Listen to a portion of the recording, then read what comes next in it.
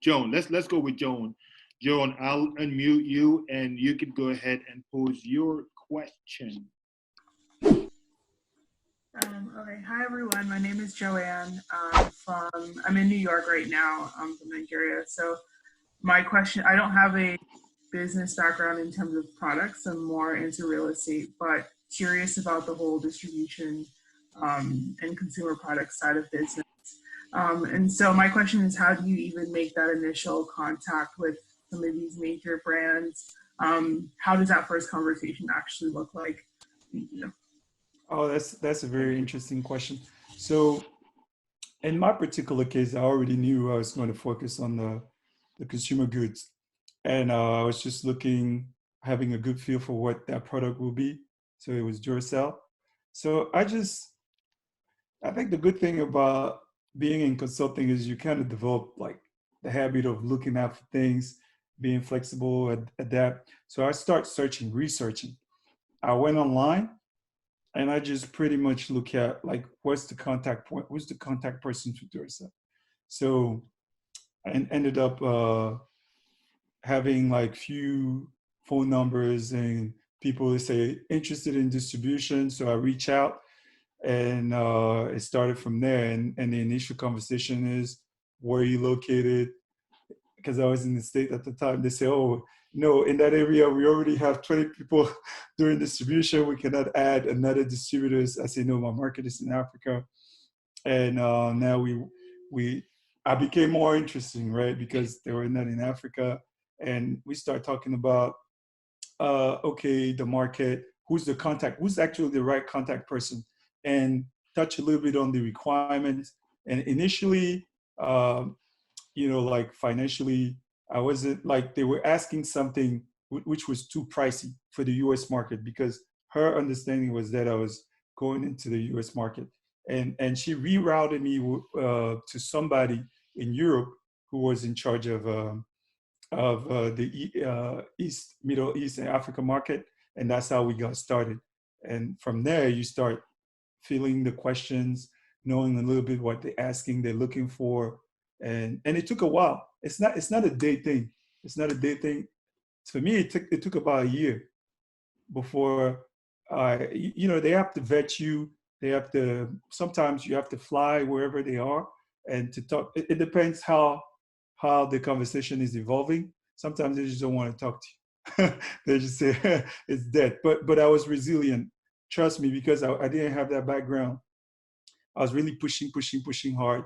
And after a year, I was able to find. I actually just started on the battery side first, on the car batteries, and then eventually I was able to build a case on the car battery, because those were just licensor. So they were a little bit more flexible on that angle. When it came to alkaline, that's the baby. We did a lot of vetting before we signed. Hello, thank you for everything that you shared. I am Gertrude, currently stationed in New York and interested in doing business in Zimbabwe. And my business interest is more in providing a program that educates and trains, whether it's companies in Zimbabwe or even individuals who are looking for jobs to fill the skill gap that's needed. I went to a conference this March that spoke about how the biggest problem for current organizations is that there is a gap in skill sets that are needed to hire people. The jobs are there, it's just that the skills meeting the jobs are not there. So providing a program to train and specifically focus on these skill gaps that are mentioned in the, I think there's a international forum that speaks about it. So my question to you is, in the soft skills sector, how do we find the viability of that on the ground? Because you're specifically speaking about hard skills and like hard assets where you're providing like a battery. Well, for me, I'm providing a education or I'm providing a program. So do you have any advice in that of what you've seen in your nation Yes. that I could take notes on? Yes, definitely. And I think this is a big topic that I struggle with a lot because the skill gap is actually, even though it's narrowing a little more, especially on the tech side, what you will see is uh, I actually had to do a lot of things from marketing to supply chain to finance to this and that. Because what you realize is if you're going to get quality people to work for you in Africa, they're going to cost a lot. You're probably going to have to get them from, not that I have a few of them, but you have to go pay top dollars to get them from places like NTN, to get them from Orange, to get them from like places established, either because they were laid off or because the market is so thin that you get a chance to fall in some of those individuals that have what you're looking for, that can speak your language, understand where you're going. And a lot of people are not well trained. So you ended up having to buy people that you actually training. You spend a lot of time training instead of focusing on what you should do. In my area in particular, I should spend a lot more time going after client, building those relationships, continue to expand my network. But I I had to like to focus on like inventory stock, teach people how to do it, focus on customer, how to greet customers, focus on finance, looking at trends, looking at marketing, get involved into what are we doing. So you pretty much, you have to wear multiple hats, top to bottom. If you do it here anyway, but over there, the people that you hire, sometimes you realize you like, oh my God, even if I just stay with two people, I'm probably going to get the same result. But you cannot be at multiple places at the same time. So there's definitely a market for you. There's definitely a market. If you look at the McKinsey report, they say by 2030, like 50% of the jobs in Africa will require some type of skills, practical skills. That's lacking. A lot of practical skills are lacking. That's probably where the biggest opportunity is to say, hey, I'm an electrician, I do this, I know this is not really your space. But on the soft skill side, there's also a big opportunity, but it has to be tangible. So it cannot just be like someone is coming out of school, because what they're lacking is actually experience, real experience that they could apply on day one.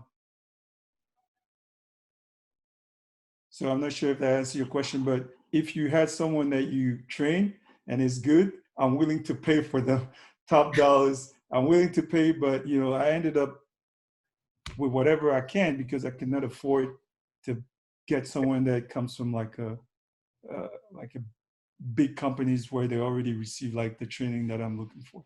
So basically, just to understand your response is that for somebody who wants to enter into that sector, they have to build a portfolio, have I guess, recommendations of people who have received training from me or training from a person to be like, this is my success rate.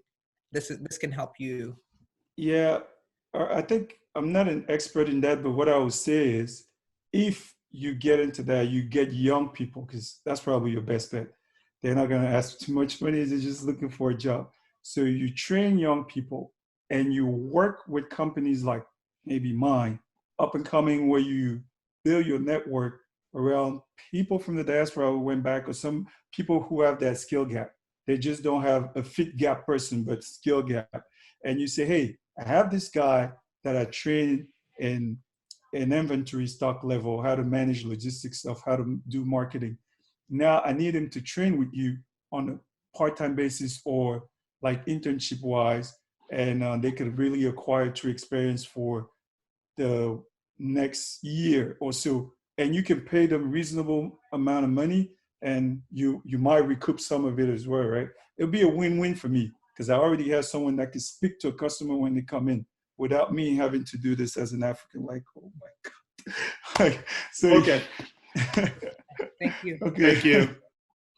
Yes. Thank you everyone for providing this platform, and I want to thank you a lot for sharing your experience with us. I just wanted to ask this.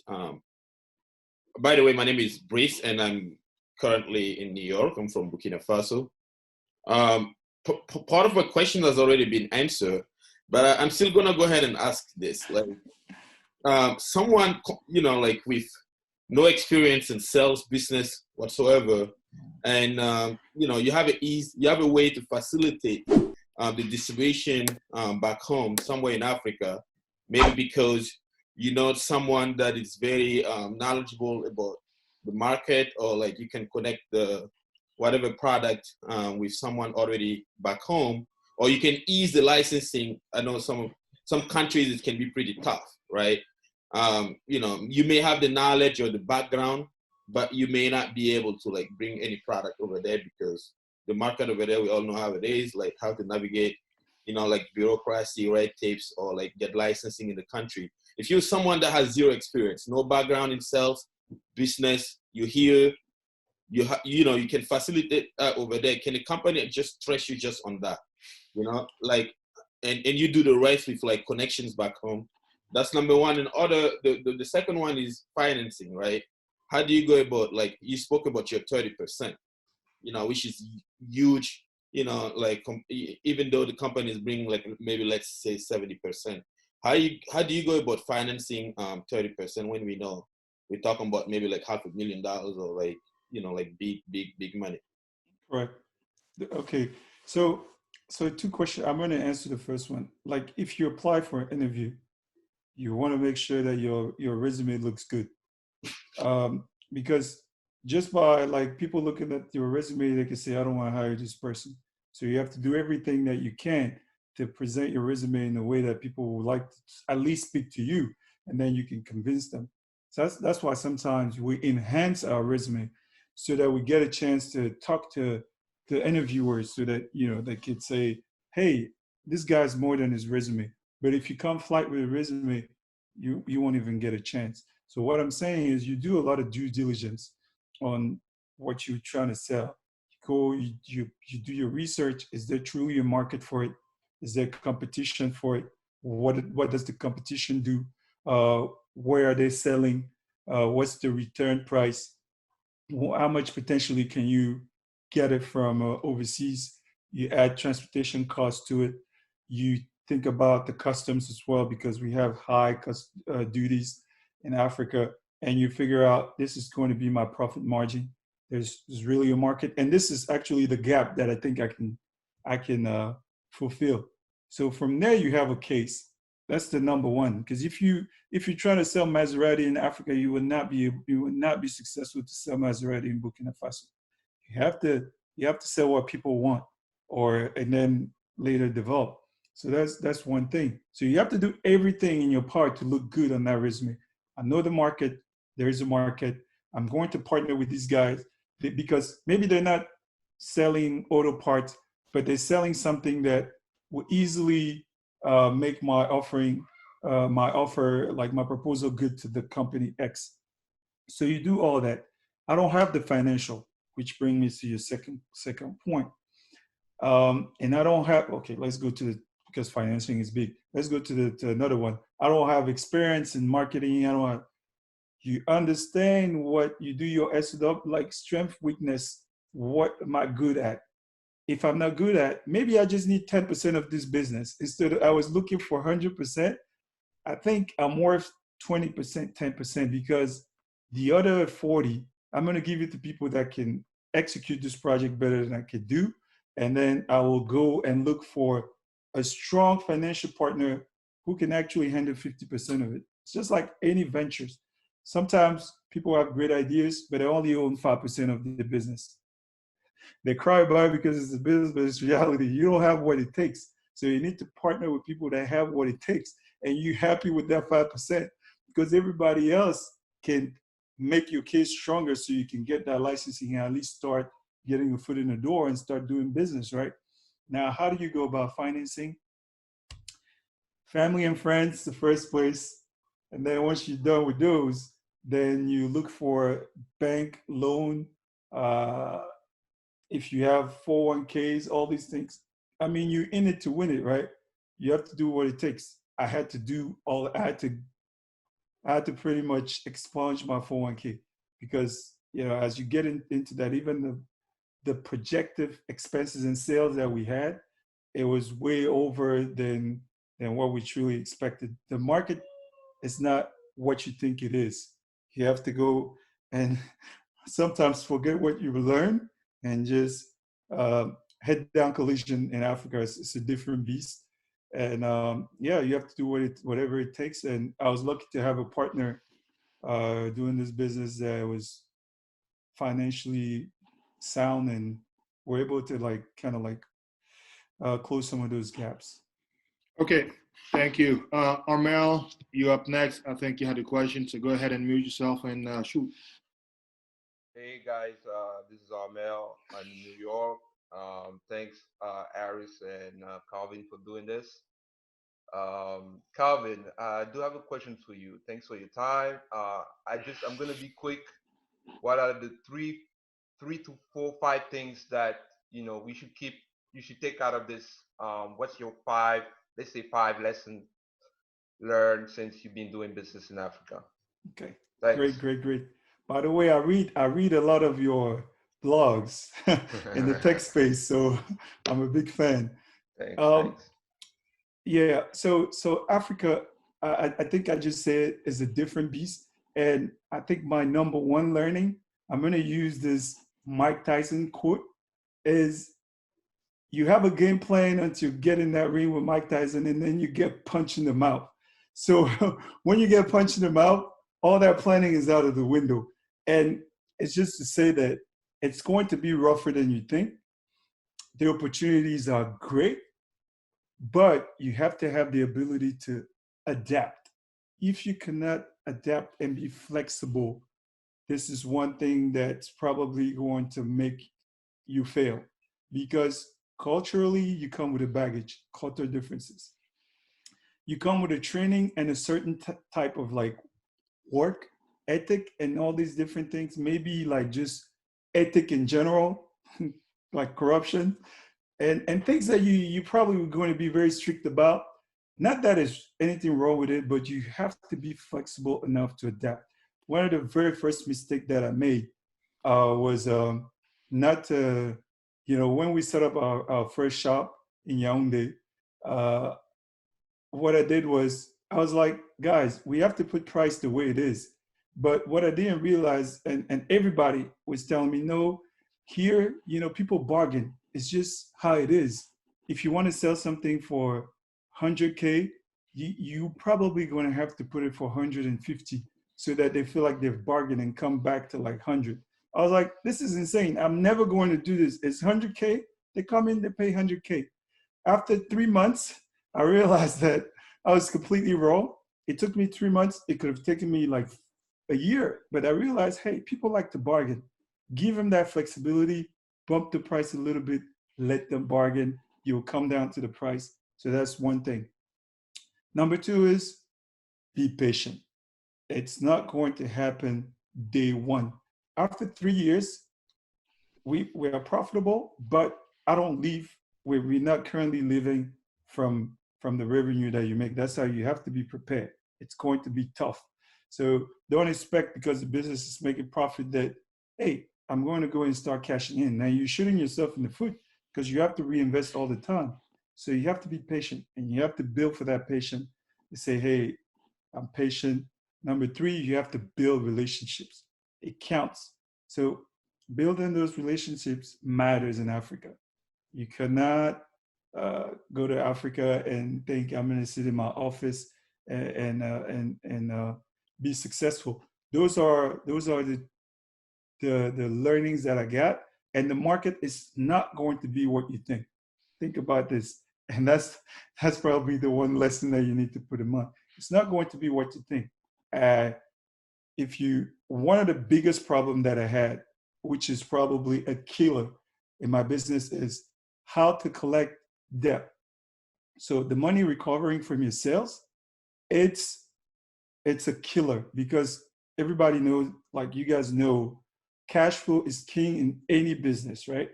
So you need cash flow all the time to pay your employees, reorder, all these things. So let's say you plan for buying stuff, right? And then you anticipate 50% of your sale to help you to reorder your goods to your suppliers. But you realize by month end, you sold a third of your goods, we only got 5%. Like if you anticipate the next 3 months, what you realize is at this space, I'm only going to recoup 50% of my money of the sales, and I'm gonna run out of stock.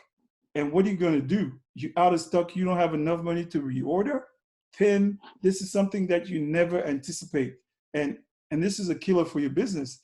Then you realize people don't really abide by payment terms. They will pay you eventually, but that 30 days on the contract,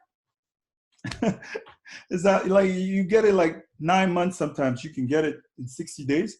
But if you did not anticipate those things and you're not able to like be resourceful, I'm pretty sure you're going to close. You're going to close shop, and there's no point to try to go get a lawyer. It takes too much time. You just build like you just have like it's pretty much easier for you to go and talk to those guys, work with your suppliers. Can they take credit terms? Like, but eventually you're gonna have to pay those credits. So those are the things like in Africa you didn't anticipate. You don't anticipate all these counterfeiting, money recovering, and much more corruption. A big C. So Thank be you. flexible.